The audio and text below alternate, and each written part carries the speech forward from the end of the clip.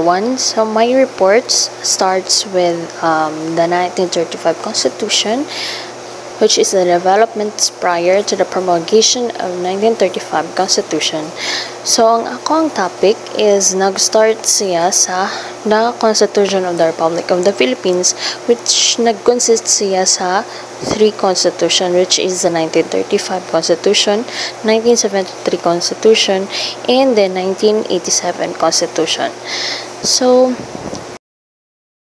the 1935 Constitution, developments prior to the promulgation of the 1935 Constitution, considered as the noblest written by Filipinos. Their campaign for independence started in 1919 by tirelessly sending missions to the United States. President William McKinley, in his address to the U.S. Congress in 1899, declared that the Philippines are ours, not to exploit, but to develop, to civilize, to educate, to train in the science of self-government. So that time, tong American era, so kibali, gihatagan tag chance nga kining mahatagan ta darag independence. So to commissions ang gisan nila nga re para ma-check if pwede na bata nila buhian kung makatindog na batas atong kaugalingon ng mga tiin. So the first commission was sent here is the Scarman Commission, arrived in the country on March 4, 1899, headed by Dr. Jacob Scarman, the president of the Cornell University, Major General Elwell is Otis, the military governor, Rear Admiral George Dewey, commander of the American Asiatic Squadron, Charles Denby, former American minister to China, Dr. Dean C. Worcester, professor of the University of Michigan. So, the mission of surveying the Philippine condition and to achieve the peaceful extension of the American sovereignty over the archipelago. So, ilang gi-check dariya if pwede na ba matagaan nilang independence. So, that time kay kining nagwar pa man ang American and Filipino, so kaning nga commission is dili jud siya successful, which is ilahang gi-report dito. There is the sixth recommendation, namely the establishments of number 1, territorial form of the government with the legislature of two houses, the lower house to be elective and the upper house half elective and half appointed. Second is the removal of the military rule in the pacified areas. Number 3 is the conservation of the natural resources of the Philippines for Filipinos. Number 4 is the organization of the autonomous local governments. Number 5, the opening of the pre-elementary school. And 6 is the appointment of the Filipino men with ability and a good character to the important government offices. So, mo ni sila ang mga tao that time na anhingari. From left to the right, Jacob Scarman, Admiral George Dewey, Charles Denby, and Dean C. Worcester. Unsuccessful man ang kining commission na ilahang gisang reason o na po sila og sent. So, which is there are two.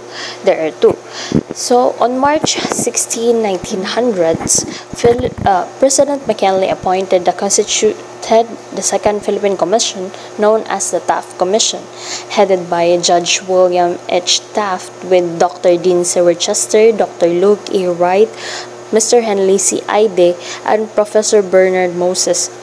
This commission was guided by McKinley's instruction, which became Magna Carta of the Philippines.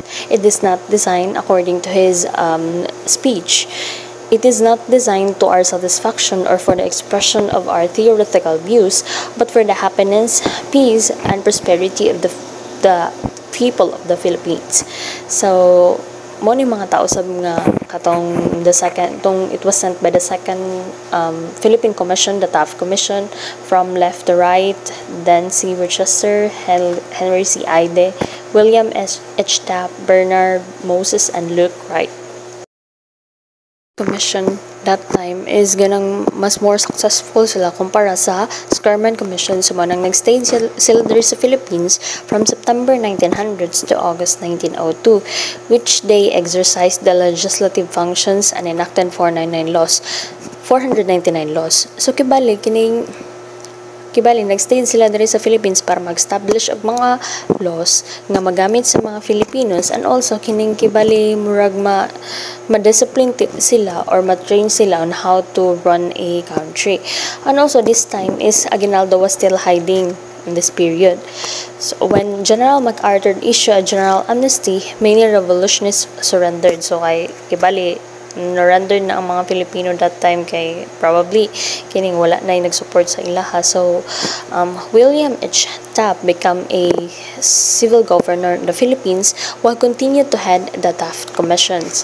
Taft worked for the passage of the Philippine Bill of 1902 and purchased the friar lands, which is accomplished successfully. So kibali nahimo man siyang civil governor dari agi-appoint siya as a civil governor. Kinang gibuhat is kanang nagpasa siyang Philippine Bill na kani magamit sa mga Filipino, and also gipangpalit pud niya tong mga islands nga kiwali gipangbayaran niya tong mga islands, mga friar lands nga walay mga tag-iya para mahimong para sa Philippines. Even though despite from this nga gi-acted ni Taft diri dili gihapon kining agree ang mga Filipino kay syempre gadali sila nga dapat na anam jud may independence diri so the Filipinos' strong desire to be free was not extinguished, so they used the press and the stage to express their ardent desire for freedom. Thus the American authorities tightened the censorship for the press and the stage. So katong time is kanang kibali murag gusto na jud nila nga kaning dapat na jud may independence diri sa atong nasod. So kay syempre dili man makontrol sa American, gihatagan nila og kining law nga which is the sedition law, declaring that during the duration of war it was treasonable for any Filipino to advocate independence, and the flag law banning the public display of Filipino flag. There is two nationalist political parties emerge. The number one is the immediate Independence Party, composed of Macario Adriatico, Manuel Luis Quezon, Sergio Osmeña, Chodoro Sandeco, and Isauro Gabaldon. And second nationalist is a nationalist union composed of Felipe Agoncillo, Rafael Palma, Leon Maria Guerrero, and Pablo Campo. So on July 30, 1907, the two parties vied for 80 seats in the first Philippine Assembly. On October 6, 1907, the Philippine Assembly was inaugurated at the Manila Grand Opera House, and Sergio Osmeña was chosen Speaker and Manuel Quezon the majority floor leader. In 1912, Francis Burton Harrison became the new Governor General of the Philippines. He was a liberal-minded and the aspiration for the Filipinos for independence. So that time, even though nga kanang gisuppress sa American ang mga Filipino that time because dili lagi kahulat ang mga Filipino, so gipadala sa United States si Harrison para mamino kung unsay mga ideas sa mga Pilipino. So kibali nag-appoint siya og kining 5 Filipinos and 4 Americans that time nga nag-govern siya diri sa Philippines.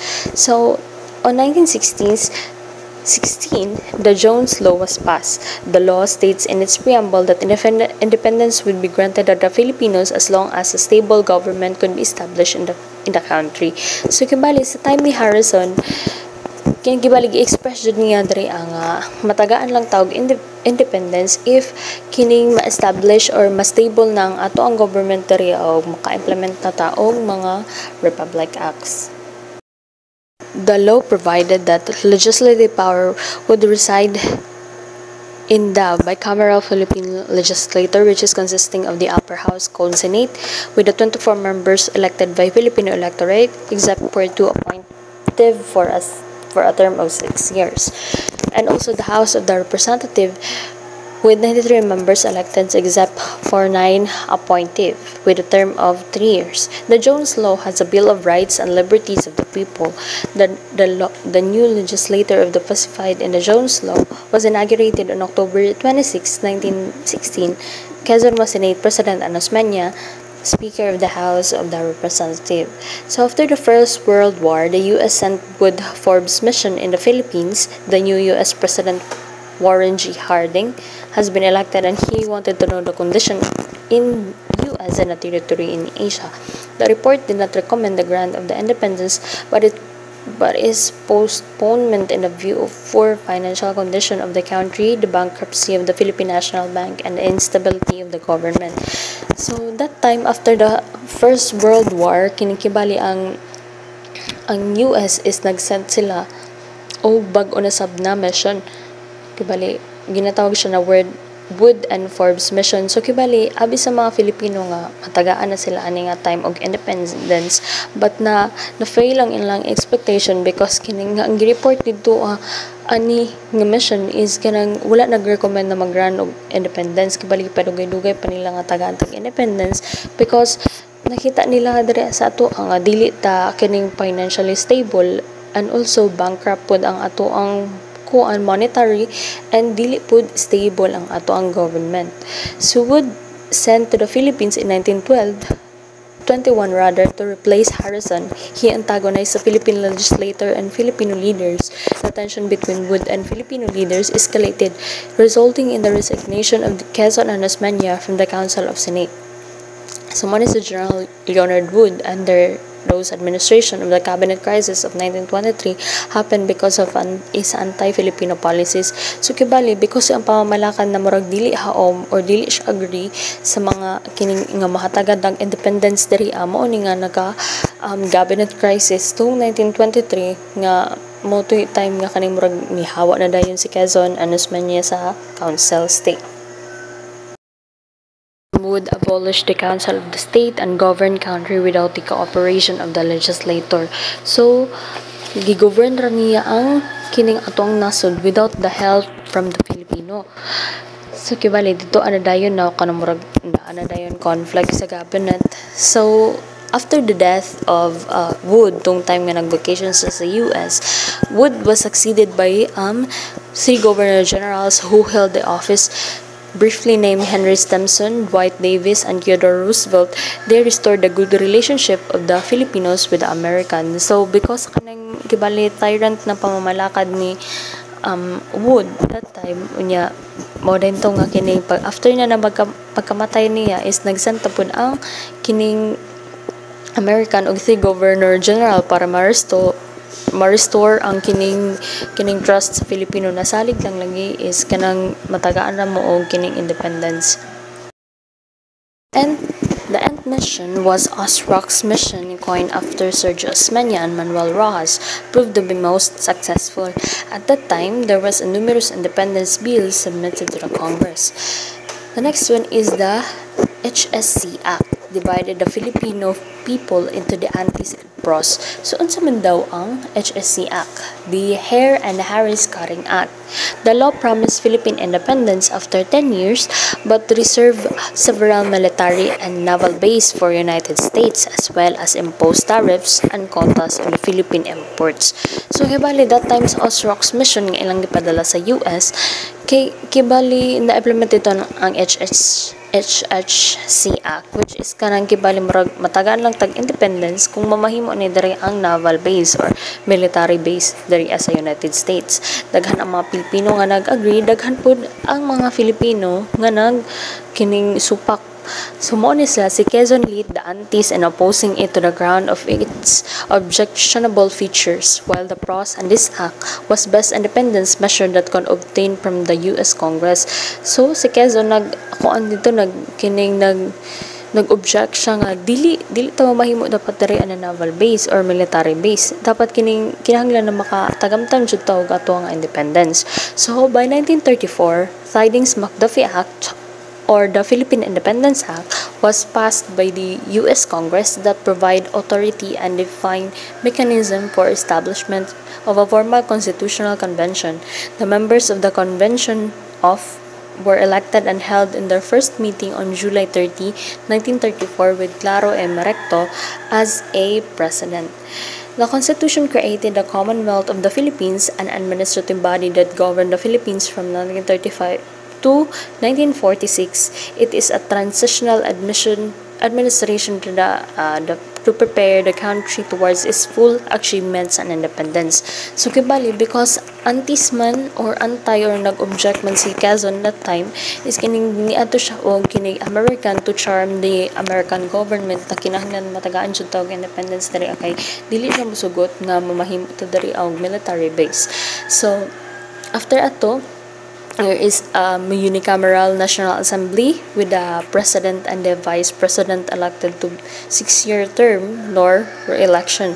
The bicameral Congress, which is the Senate and the House of the Representative, limited the term of the President and the Vice President to 4 years and 1 re-election. The draft approves on February 8, 1935 and identified by the U.S. President Franklin Roosevelt. Elections were held on September 1935 and Jose Laurel was chosen as the temporary chairman of the convention. During July 4, 1946, the independence from the Japanese colonizers. So, kani siya nga time is kanang although nga kining na-establish na ang 1935 Constitution because Quezon Charm nga sa mga American nga matagaan ta direct independence. So, mo na siya gigamit up until 1946 up until na kaning niabot nga rin ang mga Japanese to colonize us also. But nakatagamton ta og kining independence from the Japanese on July 4, 1946.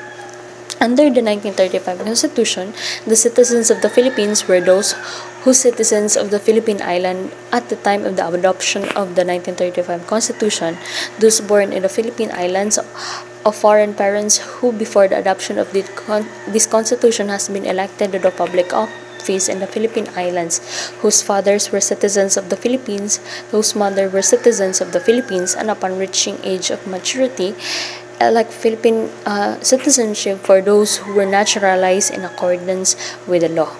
Sumoto siya ang 1935 Constitution. 1973 Constitution. The 1973 Constitution in 1965, Ferdinand E. Marcos was elected president.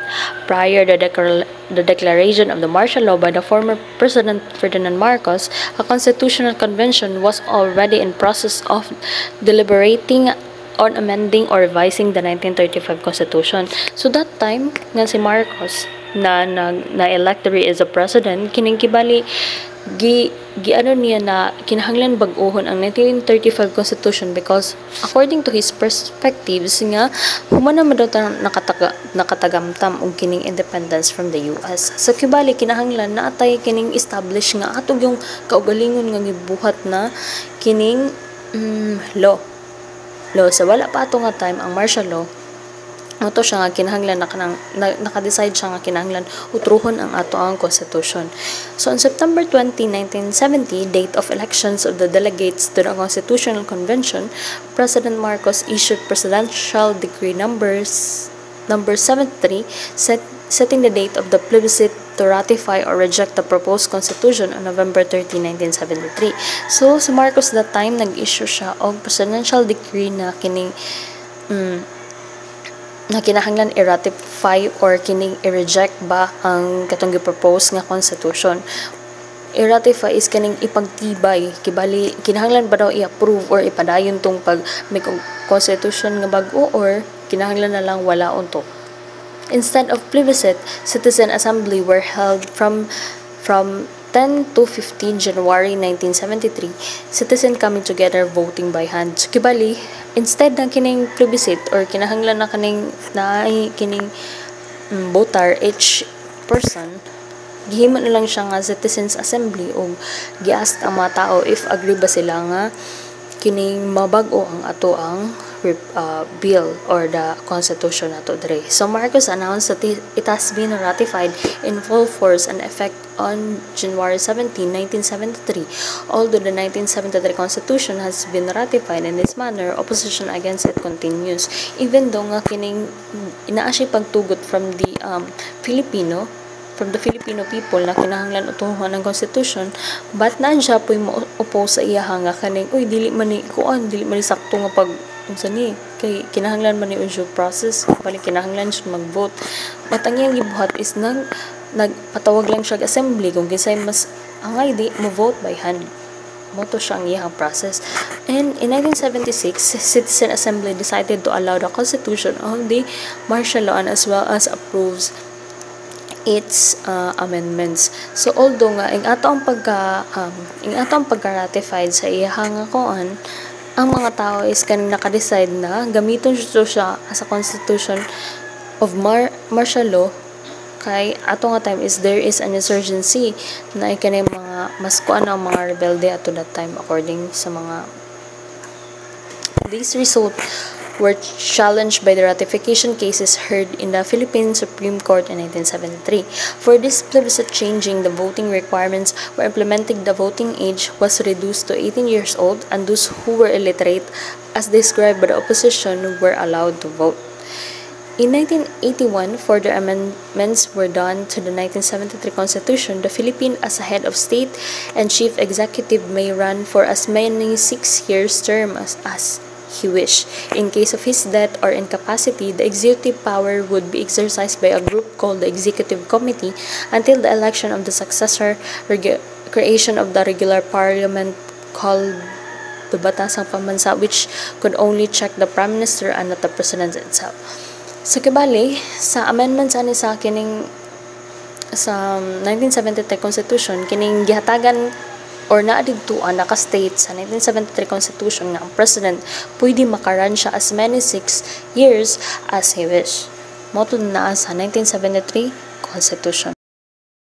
1973 Constitution consists of preambles and 17 articles which provide shift from the presidential to parliamentary system of the government. The Constitution vested the legislative power of the National Assembly.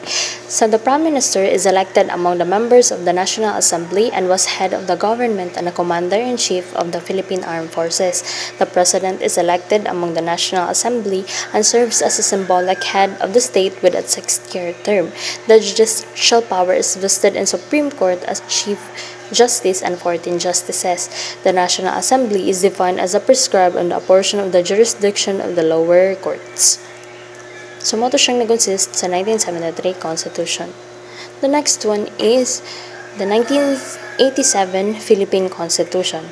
So, after more than 20 years in power, President Ferdinand Marcos bowed to the domestic and international pressure and announced the snap election will be held in February 7, 1987. Notwithstanding, he had been re-elected as a president only for 5 years earlier when he ran against former Secretary of Defense Alejo Santos. The snap elections was evidently an attempt by ailing autocrat to stabilize his regime while lending it to some sort of popular legitimacy. So that time, President Marcos, kining naabot ang iyang term is 20 years and naka-decide siya nga mag-make na po siya taong elections. Then, mo din to nga, ang mga tao is kining gipili man gihapon siya as a president. So, atay mabuhat na. On February 7, 1986, elections meet the powerhouse administration. 8 days after the election characterized by the voter intimidation and violence, the Batasang Pambansa, dominated by the Marcos allies, proclaimed him as a re-elected based on the official Commission on Elections. So that time sa 1987 Constitution, nagkaroon na naman ng election against Marcos and Aquino. So, kibali, although na kaning nagkaroon ng election and Batasang Pambansa or the COMELEC is ang result siya is nadaog sa Marcos that time, but si Aquino is moingon jud siya nga kaning no, ako ang nadaog. Ang mga tao nag-ingon na kanang dapat madaog jud si Mrs. Aquino that time. So 8 days after the election characterized by the voter intimidation and violence, the Batasang Pambansa, dominated by the Marcos allies, proclaimed him as a elected based on the official Commission on the Elections. The COMELEC result in protest against the massive electoral fraud. Minority leader and former House Speaker Jose B. Laurel Jr. led an opposition walkout from the election proceedings. On February 25, the Philippines has an unusual situation of having two presidents. Marcos has taken oath in Maharlika Hall, later renamed as Kalayaan Hall, administered by Chief Justice Ramon Aquino, with the throng of loyalists assembled in the palace grounds, while Mrs. Aquino took her oath in the Club Filipino administered by Associated Justice Claudio Tejanque. So, that time, kini di man siya musugod si Mrs. Marcos na napildi siya. So, unusual kayo para sa mga Filipino na kaning magkaroon na two president that time. So, that night, the beleaguered Marcos, his family, and cronies fled Malacanang Palace aboard American helicopters. They would be taken to the Clark base en route to exile in Hawaii. On the same day, Mrs. Aquino issued Proclamation No. 1 declaring that she and Salvador Laurel has taken over the powers of the presidency and the vice presidency respectively. Their claim to power as was derived from the sovereign will of the Filipino people as manifested in snap election in February 7, 1987. With Marcos gone, the newly established government considered three options for reconstituting the republic. While Marcos is na-exile sa Hawaii, and then si Aquino na lang ang nabilin diri nga president sa ato ang nasod. So, pinakauna is gihimo niya is kining gitangtang niya ang kining 19 akibaligi pa pili tara ang mga tao if kining kinahanglan ba utrohon ang atong constitution, kinahanglan ba utrohon o mabalik ba ta sa 1935 constitution. So the second option was to retain the 1973 constitution promulgated under Marcos, which stipulated among the others in a unicameral legislature that was elected in 1984 for the yet unexpired 5-year term. And lastly, the most radical was a clean break, a fresh start from the vestiges of the disgraced dictatorship as suggested by Father Joaquin Bernas and the others. So that time, nakayon ng mga tao kinahanglan siguro na ito mag-uhon na lang ang ato ang constitution. So President Aquino issued Proclamation number 2 on March 2, 1986, further installing democratic institution by lifting the suspension of the writ of the habeas corpus. The decision was finally made as to what constitution to adopt a month after the EDSA revolution on March 25, 1986. A constitutional commission tasked with drafting a new charter was created by the virtue of the Proclamation number 9 issued on April 23, 1986. The executive issuance outlined guidelines for the election rules and restrictions for the members of the said commission. The CONCOM was first to be presided over by the President Salvador H. Laurel until such time as it elected on its own leaders. The national plebiscite was held 3 months after the submission of the draft constitution to the president. In order to put the constitution into effect, after the national vote, a board of canvassers was convened on February 4, 1987 and finished its work 3 days after. The results showed that 76.30% or the 16,622,111 voters of the population voted for the ratification of the Constitution, while 22.73% or the 4,953,373 voters voted against it, and 0.96% or 209,780 voters abstained. So President Aquino soon after the canvassing issued a proclamation number 58, which announced the official canvassing of the result and the ratification of the draft constitution. The 1987 constitution finally came into full force and effect on February 11, 1987, with the president, other civilian officials, and the members of the armed forces wearing alliance to the new charter. So that was the end of my report. Thank you for listening.